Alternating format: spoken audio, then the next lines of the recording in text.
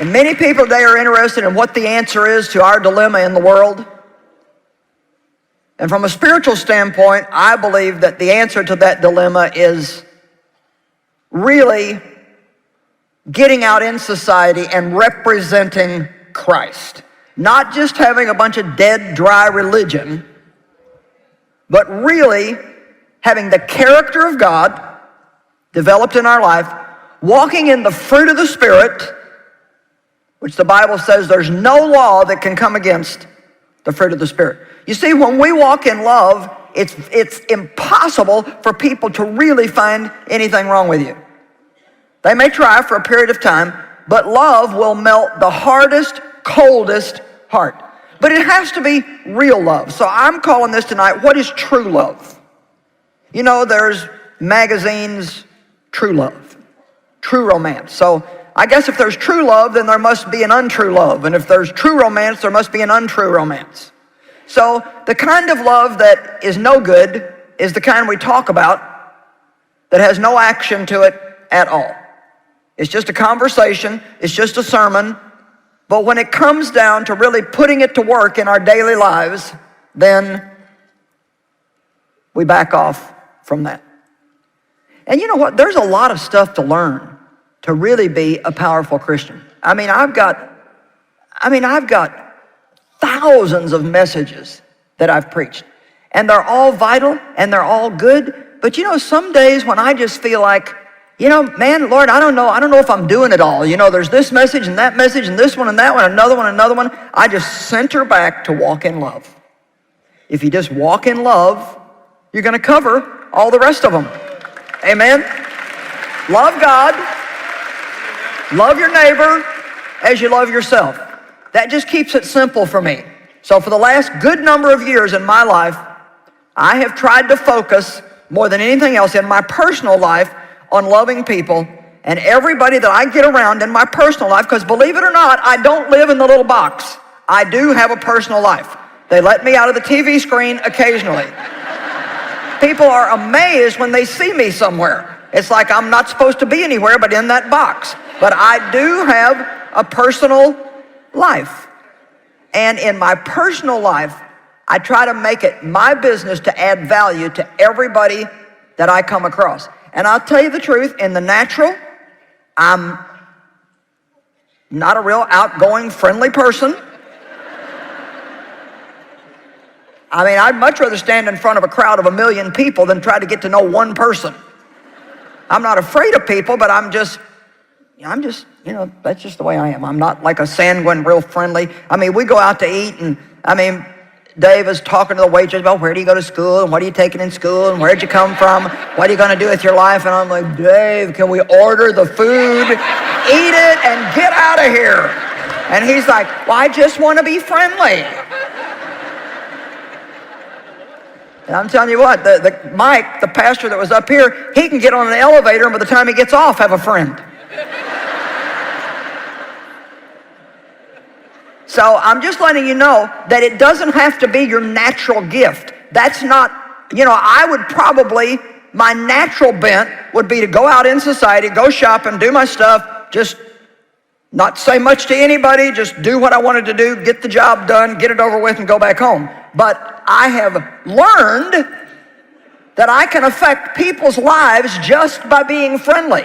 So I've learned to do that. And I'm trying to let you know that even though something may not be a real natural gift for you, if it's something that God leads us to do, we can learn to do it. Amen? Amen? Amen? Now all you people that were born friendly, you're just like all over this. And some of you deeper people are like, well, I don't know if I really want to get involved or not. I'm not asking you to get involved. Say hello. How are you? How's your day? That color looks good on you. Your hair looks nice. Just simple little things. It's amazing how just a simple little adding value to someone's life can make a big difference. Amen. What I'm talking to all of us about tonight, and If there's anybody in the room who thinks you don't need this, you can throw your share back at me, because I'd just be happy to preach this to myself. I need this. Every time I teach on love, every time I restudy on love, it builds me up and reminds me that this really is one of the most important things that we can possibly do in our lives. And it's not always in big things. Many times it is in small little things, like smiling at somebody or saying hello or telling somebody, you know, I've noticed that you've been here for several years. I bet you really work hard. You know, one day I was in a bathroom and I noticed a lady in there emptying the trash, and I'd seen her a few times. And so I took some money out of my purse and gave it to her. And I just said, you know, I'm sure that you really work hard, and a lot of times you don't really get, you know, the appreciation that you need. I shoved the money in her hand and just took off. A little bit later, she came chasing me into the shoe department, telling me how much it meant to her and how it was just so amazing. And you know what? People are hurting in the world. And they're hurting a lot worse than you think you are. There's always somebody, no matter how bad we're hurting or no matter how bad we've got it, there's always somebody that's got it worse than we do, and somebody that's hurting worse than we do.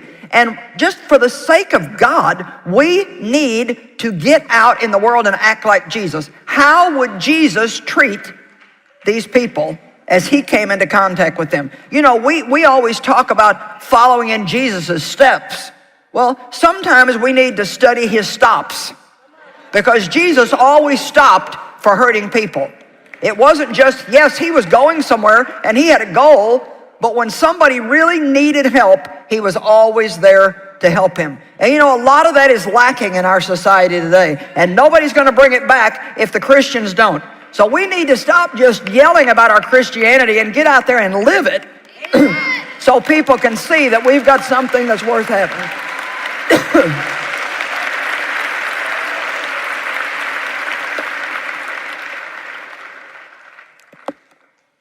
The Bible teaches us in 1 Corinthians 14:1 that we are to pursue this love.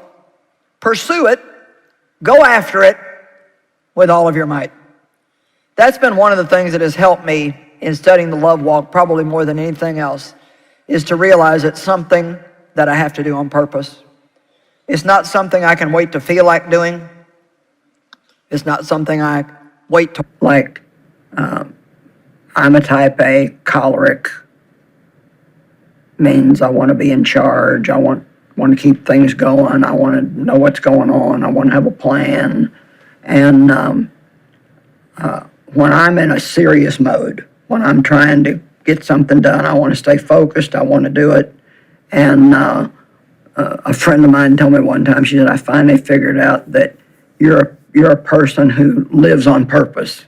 You have a plan and you do it on purpose. Mm-hmm. Well, let's just say that I'm with a sanguine personality, which is the fun-loving, everything's a party, we're going to giggle and laugh about everything. And we have to thank God for those people, because if everybody was like me, it could be a sour world. But we get a lot done. But we do get a lot done. I get a lot done, and I get more done than those people do. That's why we need everybody. That's why we need everybody, because every personality brings something to the world that all the rest of us need.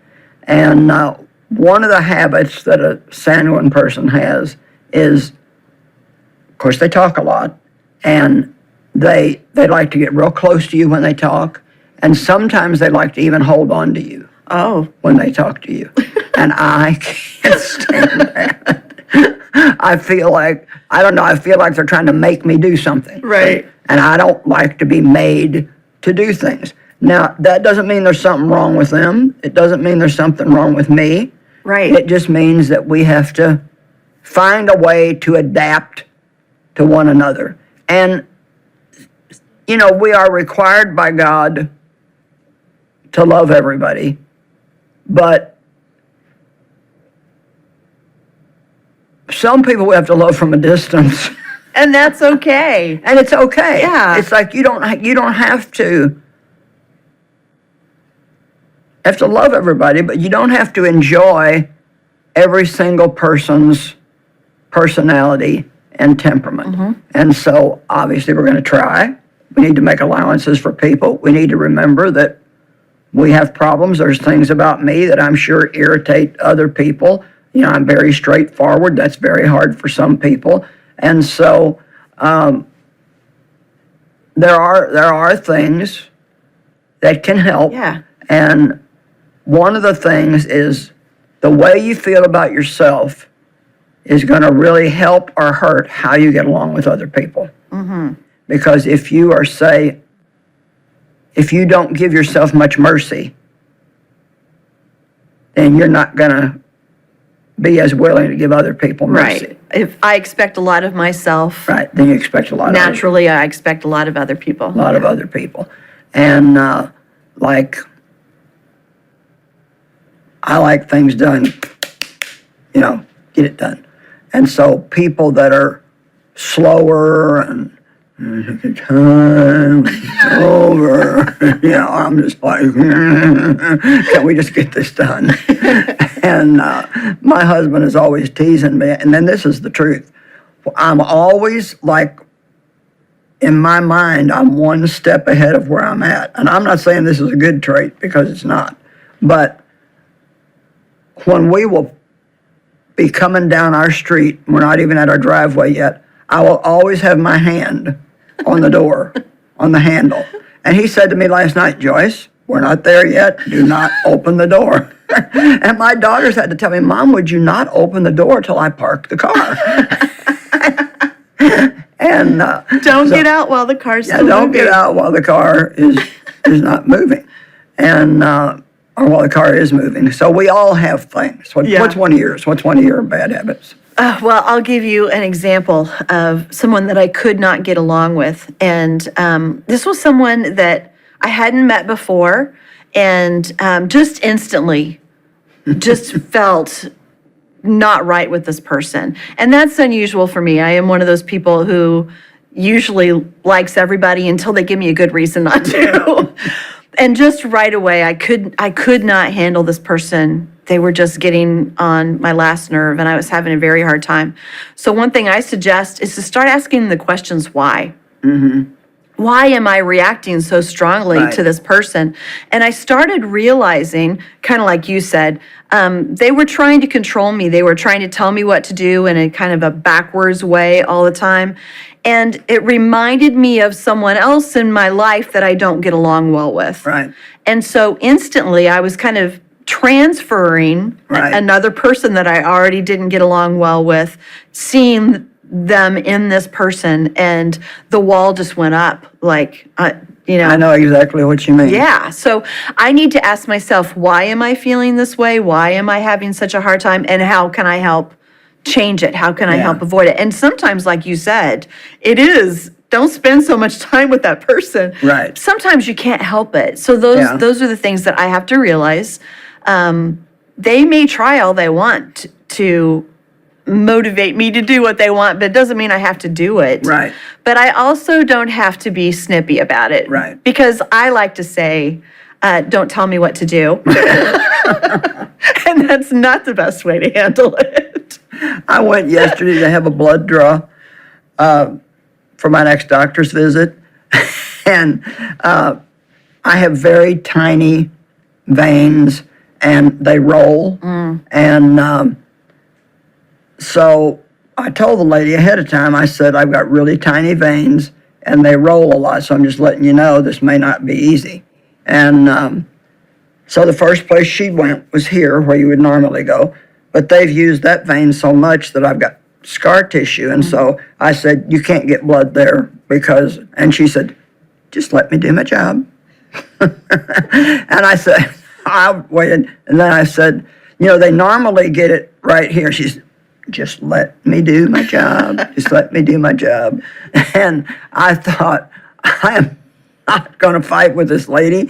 So I said, But so you what- don't want to be a pincushion. No, but so I said, so what's your name? Ah. So I just changed the whole thing and got it about her and interest in her. Yeah. And, you know, how long have you been here? And do you like it? And I mean, there was just an instant change in her. That's and good. She did get me first stick, and so I guess she didn't know what she was doing. Yeah. But I find sometimes if I'm not hitting it off with people, that you can turn it around and make it more something that would be complimentary about them. And there's hardly anybody that will dislike you if you're making them feel good about yourself, about themselves. Yeah. Yeah, that's really good, is find a place of connection. Right. There are many people that it doesn't seem like we really have anything in common, we're not getting along. And when you begin a conversation, you start to find you do have some common ground, and that Right. changes things a lot. You mentioned a while ago about not liking somebody because they were like somebody else you knew. Well, I learned, and it really helped me, that I had a hard time with anybody who had a personality like my dad's. Mm-hmm. And he was kind of gruff and controlling and Yeah. just got mad real easy. And I had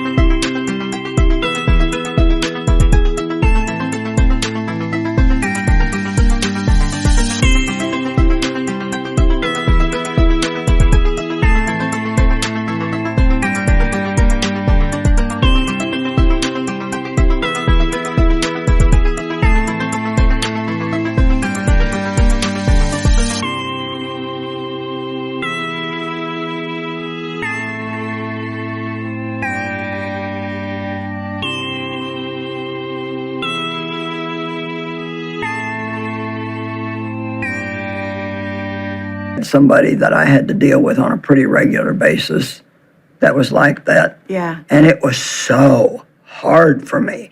But one of the things that God will do is He will keep putting those kind of people around you until you learn how to treat them the way you would like to be treated. Yeah. And I think, I used to think, if people weren't like me, I'd think, what is wrong with you? What is your problem? And when I read some of the books about different temperament types, it helped me so much to realize that God has made us all different. Right. It's not like, don't be that way. That's the way they're put together. That's the way they're wired. And we can all improve on our faults, but I'm always going to be aggressive. I'm always going to want to get things done. I'm motivated by accomplishment. So I'm not going to like people that are just messing around and wasting my time for nothing, especially if I'm in a work mode. Thank God I do have other modes. But the other thing, too, I've found out is if I'm around somebody that I do have a difficult time with, and the conversation is kind of going in a direction that's probably going to irritate me, I've learned to just shut up. Mm-hmm. It's amazing how much trouble you can save yourself if you just be quiet. That's really true. I'm not always good at that either. That's a great suggestion, is I don't have to say everything I'm thinking. No. And it doesn't solve anything. I had one person in particular that person did not like me. And it was very obvious. And I'm thinking, what's wrong with them? How can they not like me? But anyway, I'm one of those people that like to address things. I like to try to work things out between us. And so my first impulse is usually, let's talk about this and find out, Mine too. I'll apologize if I've done anything wrong. What can we do to work this out? And I've learned to really pray about that first, because I can do that too soon sometimes. I can do that when it's not really what's right for this situation. And with this particular person, I prayed and prayed, and I just felt like God not giving me that release to have this conversation with them. Right. And I kept praying, and before I knew it, and I don't know why it was there, and I don't know why it changed, but it just started to shift. That's right. And before long, we were great friends. And it's somebody that I really love and have a wonderful relationship with. So sometimes, like you said, shut your mouth. It's not always do those things that are natural to you, to pray about them first. Yeah. And also, though, the flip side, don't be afraid Right. to have important conversations, to work through things also. But I do believe that we, first of all, even if we are going to have that conversation, we should never do it without praying. Oh, absolutely. And praying for the right timing. Right. There's a time to try to have a conversation like that and a time not to. Yeah. And so I fully agree with you about the prayer. I think it's very, very important. And it's so easy for us to misunderstand people because sometimes we take things that people are doing or saying in a way that they don't mean it at all. Right. Because just our temperaments are different. So my wonderful husband and I have been married 55 years, and that's quite a record. It is. And we have a lot of fun together. We love each other, but we are so different. And my darling, sweet Dave loves to tell me what to do all the time. And it's things, he wants to protect me. Yeah. So it's things about, oh, you shouldn't get out of the bathtub that way, you may fall and slip. And I'm like, you know how old I am? I think I can get out of the bathtub by myself. And I used to get really offended because I took it like he thought I was stupid. And that was.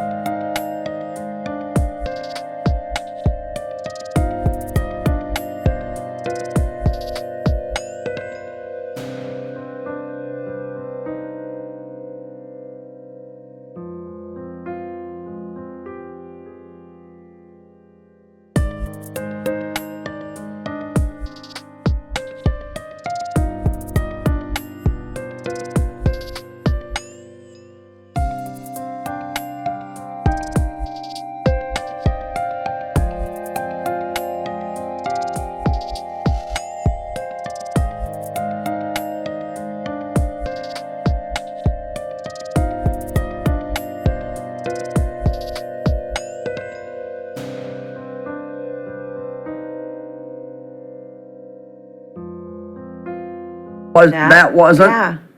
It's not at all what he meant. That's not at all what he meant. And one day he said to me, "Why do you act like I'm your enemy?" And see, that's how I was making him feel. Yeah. And he was doing it just out of, maybe I don't need all the help he tries to give me, but the point is he is trying to help me. So that's one of those cases where I've learned maybe I just need to Yeah. let him think I'm taking the help and not say anything. Listen and and get out of the bathtub the way that you want. And yeah. And he does protect me in situations. I'm not a very careful person, and I don't know what part of my personality does that, but I guess I think I can just do anything, and in some ways that's good, and in some ways it's not. And he operates more out of wisdom, where he'll do things the more careful way. Right. But I just think that's a good example that here he was trying to help me, Yeah. and I thought he was trying to boss me around. His way of showing you love. Right. Yeah. So we have to always remember that we need to look deeper than what a person's doing or saying to why they're doing it. And if we do that, a lot of times we'll find out that what they're doing is a very loving, kind thing, and we're just seeing it wrong. Right. But one final thing that I have thought a lot about, and it's really helped me, is to realize that not everything is about me anyway. Right. Because so often I think there's something that they're doing that has to do with me. Right. And they've got an entire life that revolves around all these other things that I have nothing to do with it. And Right. so not being offended, and Right. realizing they may be having a bad day for some entirely other reason, and it doesn't necessarily reflect on our relationship. Yeah. So a lot of that has helped me a lot. And if we just go back to the simple golden rule, do unto others as you would have them do unto you, that always comes back in a good harvest in our lives. If we will treat people the way we want to be treated.